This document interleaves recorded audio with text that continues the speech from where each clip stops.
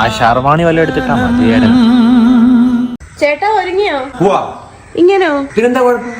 ചേട്ടൻ ഇങ്ങോട്ട് വന്നേ.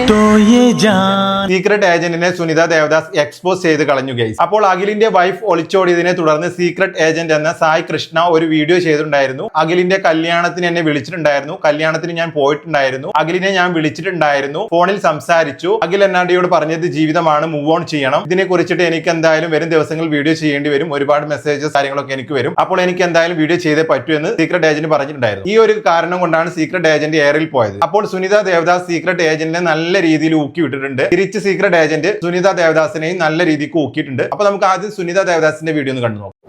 സ്വയം വിളിക്കുന്നത് സോഷ്യൽ മീഡിയ ഇൻഫ്ലുവൻസർ, പണി മറ്റുള്ള മനുഷ്യരുടെ ജീവിതത്തിലേക്ക് ഒളിച്ചു നോട്ടം. അഖിലിന്റെ വൈഫ് ഒളിച്ചോടി പോയി. ഞാൻ ഈ കല്യാണം അറ്റൻഡ് ചെയ്തൊരു വ്യക്തിയാണ്. ഇവൻ എന്റെ അടുത്ത സുഹൃത്താണ്. വർഷങ്ങളായിട്ട് എനിക്ക് ഇവരെ അടുത്തറിയാം. ഇവരുടെ എല്ലാ കഥകളും അറിയാം. 2020 ലാസ്റ്റ് 21 മുതലൊക്കെ അത്യാവശ്യം നല്ല രീതിയിലുള്ള ഒരു ഫ്രണ്ട്ഷിപ്പ് ഞാൻ അഖിലിന്റെ ആദ്യമായിട്ട് കീപ്പ് ചെയ്യുന്നു. ഇത്രയും നല്ലൊരു സുഹൃത്തിനെ കിട്ടണമെന്നാണ് മലയാളക്കരയിലെ 99% മനുഷ്യരും ആഗ്രഹിക്കുന്നത്, അല്ലേ? അത്യാവശ്യം നല്ല രീതിയിലുള്ള ഒരു ഫ്രണ്ട്ഷിപ്പ് ഞാൻ അഖിലിന്റെ ആദ്യമായിട്ട് കീപ്പ് ചെയ്യുന്നു. ഈ നാറി ഉണ്ടല്ലോ ആദ്യമായിട്ടല്ല ഇങ്ങനത്തെ കാര്യങ്ങൾ ചെയ്യുന്നത്. ആദ്യമായിട്ട് ഞാനിത് ശ്രദ്ധിക്കുന്നത് മല്ലു ട്രാവലറുടെ കുറെ പ്രശ്നങ്ങളൊക്കെ വന്നപ്പോഴാണ്. മല്ലുവിനോട് സംസാരിച്ച് ഫുൾ വിവരങ്ങൾ ചോർത്തി വീഡിയോ ആക്കി എന്ന് മാത്രമല്ല, ഈ വീഡിയോയിൽ മല്ലുവിനെ ഇവൻ തള്ളിപ്പറഞ്ഞു. തൊപ്പിയുടെ ഓരോ വിഷയം ഉണ്ടാവുമ്പോൾ തൊപ്പിയെ വിളിക്കും, അവരുടെ സുഹൃത്തുക്കളെ വിളിക്കും, എല്ലാ വിവരങ്ങളും ചോർത്തും വീഡിയോ ചെയ്യും, തൊപ്പിയെ തള്ളിപ്പറയും. ഫിറോസ് സജ്ന വിഷയം ഈ അടുത്താണ് ഉണ്ടായത്. അപ്പോഴും ഇത് തന്നെ ചെയ്തു. ഫിറോസിനെ വിളിക്കും, സജ്നയെ വിളിക്കും. സജ്നയുടെ ഗർഭമൊക്കെ ആദ്യമായിട്ട് സ്ഥിരീകരിക്കുന്നത് ഗൈനക്കോളജിസ്റ്റ് അല്ല, സീക്രട്ട് ഏജന്റ് എന്ന മലരനാണ്. റിയാക്ഷൻ വീഡിയോ എന്ന പേരിൽ സുഹൃത്തുക്കളുടെ വീട്ടിൽ ഒളിഞ്ഞു നോക്കുന്ന ഈ പിശാജ് എന്താ ശരിക്കും വിചാരിക്കുന്നുണ്ടാവുക? എന്തോ സാമൂഹ്യ സേവനം നടത്തുകയെന്നോ?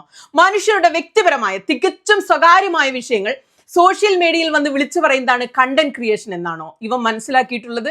ഞാനിപ്പോ ഈ വീഡിയോ എടുക്കുന്നതിന് മുമ്പും അഖിലിനെ വിളിച്ച് സംസാരിച്ച ഒരു വ്യക്തിയാണ്. ബിഗ് ബോസ് നടക്കുന്ന കാലം ഇവൻ അഭിനയിച്ചുകൊണ്ട് നടക്കുന്നത് അതുവരെ ജാസ്മിൻ ജാഫറുടെ രക്ഷിതാവെന്നാണ്.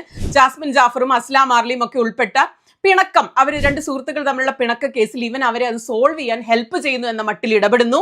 ജാസ്മിൻ ജാഫർ ബിഗ് ബോസിൽ കയറിയ അന്ന് മുതൽ ഇവൻ ജാസ്മിനെതിരെ ഏറ്റവും നീചമായ വീഡിയോകൾ ചെയ്യാൻ തുടങ്ങി. ഈ സോഷ്യൽ മീഡിയയിൽ ഇന്ന് വരെ ആരും ആ കുട്ടിയെ കുറിച്ച് ഈ പിശാച് ചെയ്തത്ര വൃത്തികെട്ട വീഡിയോകൾ ഇന്ന് വരെ ചെയ്തിട്ടില്ല. എന്നിട്ട് ഇവൻ വൈൽഡ് കാർഡായി അതേ ബിഗ് ബോസിൽ ജാസ്മിന്റെ സീസണിൽ ബിഗ് ബോസിനകത്ത് പോയി. അവിടെ ചെന്ന ഉടൻ ഇവൻ കാല് മാറി ജാസ്മിൻ ജാഫറിന് ഏഷണയും നുണയും പറഞ്ഞു കൊടുത്ത് ഷോ തന്നെ അട്ടിമറിച്ചു. ജാസ്മിന്റെ മാനസിക നില തകരാറിലാക്കി. അർദ്ധസത്യങ്ങൾ പറഞ്ഞ് ജാസ്മിനെ മാനസികമായി തകർത്തു. കൃഷ്ണ ഫാമിലിയിലെ ആ 4 പെൺകുട്ടികളെ കുറിച്ച് ഇവൻ എന്തെല്ലാം വീഡിയോ ആണ് ചെയ്യുന്നത്. രേണുസുതിയെയും മകനെയും ഒക്കെ ഇങ്ങനെ വിറ്റതിന് ഒരു ഉളുപ്പുണ്ടാവില്ല. സ്ഥിരം ഒറ്റുകേന്ദ്രങ്ങളുണ്ട് ഇവന് ഇതുപോലെ. ഇവൻ നിങ്ങളുടെ സുഹൃത്താണെങ്കിൽ ഓർക്കുക, നിങ്ങളുടെ കുളിമുറിയിൽ വരെ ഇവൻ ക്യാമറ വെച്ചിട്ടുണ്ടാകും. ഒരു ബക്കറ്റ് വെള്ളം നിങ്ങൾ ഒരു ദിവസം കുളിക്കാൻ വേണ്ടി അധികമായിട്ട് എടുത്താൽ അത് വെച്ച് ഇവൻ കണ്ടന്റ് ഉണ്ടാക്കി വീഡിയോ ചെയ്യും. നീ ഇപ്പൊ ചെയ്തുകൊണ്ടിരിക്കുന്നത് പച്ച തോന്നിയാസമാണ്. അത് നിന്റെ ഇഷ്ടം, നീ ചെയ്യാതിരിക്കുക. പക്ഷെ അതിന് reaction video, content creation influencer എന്ന ഓമന പേരൊന്നും ഇട്ട് വിളിച്ച് മഹത്വവൽക്കരിക്കരുത്.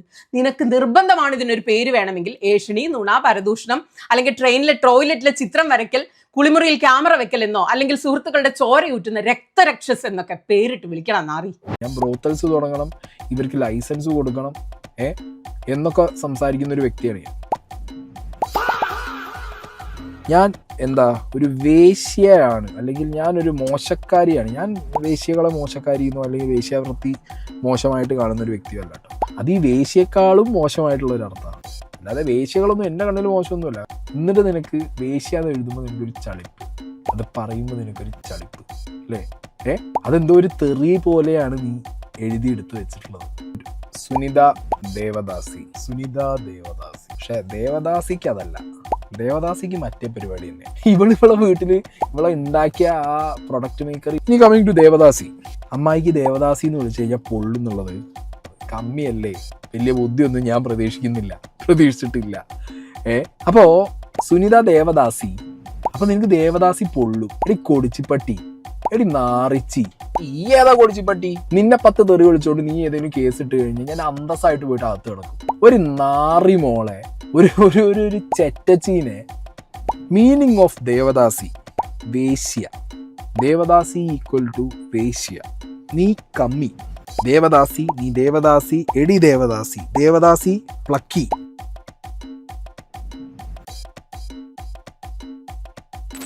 ദൈവത്തിന്റെ ദാസി എന്നാണ് ദേവദാസി എന്ന വാക്കിന്റെ അർത്ഥം. കമ്മികളുടെ സ്വന്തം ദേവദാസി. ഇനി എടി വാടി ബോഡി എന്നൊന്നും ഞാൻ അധികം ആദ്യം വിളിക്കാറില്ല, പക്ഷെ നിന്നെപ്പോലുള്ള തേർഡ് റേറ്റുകളെ ഞാൻ എടി എന്ന് വിളിക്കും. മനസ്സിലായോ?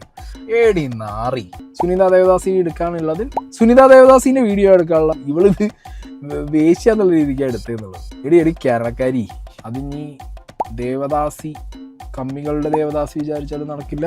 പിന്നെ ദേവദാസിനോടാണ് നിൻ്റെത് എനിക്ക് പേഴ്സണലാണ് ദേവദാസി. പക്ഷെ നിന്നെപ്പോലുള്ള ദേവദാസി വന്നു കഴിഞ്ഞാൽ അതൊക്കെ കാനഡയിൽ തന്നെ മടക്കി വെക്കുക. ഓക്കെ, അപ്പൊ ദേവദാസി കണ്ടിന്യൂ. ഏടി നാറി. ഞാൻ ഇത്ര കാലം ഉണ്ടാക്കി വെച്ച എൻ്റെ ക്രെഡിബിലിറ്റിയുടെ മുകളിൽ എനിക്ക് നല്ല വിശ്വാസമുണ്ട്. കേരളത്തിലെ ഏറ്റവും വലിയ പരദൂഷണം, മലയാളികളുടെ ഇടയിലെ ഏറ്റവും വലിയ ഒളിഞ്ഞുനോട്ടക്കാരൻ ആഭാസൻ ആൻഡ് കുടുംബ കോടതി, അയൽക്കൂട്ടം എല്ലാമായ നിങ്ങളുടെ സ്വന്തം എന്ന് പറയുന്നില്ല, ഞാൻ ഇന്ത്യൻ്റെ സ്വന്തം ഏജന്റ്, സീക്രട്ട് ഏജന്റ്. ഇപ്പൊ ഞാൻ നോക്കുമ്പോണ്ടല്ലോ 10 ചാനലിന് ഇന്റർവ്യൂവിന് വിളിക്കുന്നുണ്ട്. പിന്നെ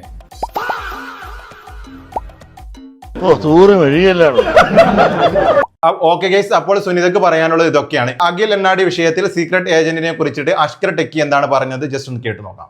അതിൻ്റെയൊക്കെ ഒരു ഹാപ്പിനെസ് ഉണ്ട് ആൾക്കാർക്ക്. അതായത് ഒരാളുടെ ലൈഫിന് തകർന്നു പോയപ്പോൾ, അല്ലെങ്കിൽ അവൻ്റെ ഭാര്യ ഒളിച്ചോടി എന്നൊക്കെ പറയുമ്പോൾ ഉള്ള ഒരു ഹാപ്പിനെസ് ഞാൻ ആലോചിക്കുന്നത് ഈ നാട്ടുകാർ ചിന്തിക്കുന്നില്ലേ, അവർക്കും നാളുകളിൽ ഇതേപോലൊരു ഇഷ്യൂ ലൈഫിൽ സംഭവിച്ചാൽ എന്തായിരിക്കുമെന്ന്. ഏറ്റവും കൂടുതൽ സന്തോഷമുള്ള അവനെ മുഖം കണ്ടറിയാം. എന്നിട്ട് ഇവന് ബാക്കിയുള്ളവരുടെ തലയിലേക്ക് ഇട്ടിട്ട് എന്തായിരിക്കും അവസ്ഥ, സ്വന്തം വീട്ടിലുള്ള ആളുകൾ പോയാൽ എന്തായിരിക്കും അവസ്ഥ, അത് ആദ്യം നീ ചിന്തിക്കണം. എന്നിട്ട് അവിടെ വന്നിരുന്ന് പറയാം, ഹോ ഇതുകൊണ്ടൊക്കെ നാട്ടുകാർക്ക് എന്തൊക്കെ ഹാപ്പിനെസ്സാണ് കിട്ടുന്നതെന്ന്.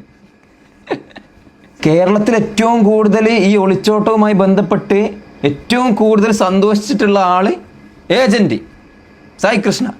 എന്നിട്ട് ബാക്കിയുള്ള ആളുകളുടെ തലയിലിട്ടിട്ട്, ഹോ കണ്ടില്ലേ അവരുടെയൊക്കെ മെന്റാലിറ്റി കണ്ടില്ലേ, എന്തൊക്കെയാ എന്താ മോനെ ഇത്, ആ സ്വന്തം വീട്ടിൽ സംഭവിക്കുമ്പോൾ ഇവരിങ്ങനെയൊക്കെ ചെയ്യുമോ? എടാ ലേശ ഉളുപ്പ്. ഓക്കെ ഗൈസ്, വീഡിയോ ഇഷ്ടമായി കഴിഞ്ഞാൽ ലൈക്ക് ചെയ്യാനും ഹൈപ്പ് എന്ന് പറയുന്ന ഓപ്ഷൻ കാണുകയാണെങ്കിൽ ഹൈപ്പ് ചെയ്യാനും മറക്കരുത്. വീണ്ടും ഒരു വീഡിയോ ആയിട്ട് കാണാം. അതുവരേക്കും ബൈ.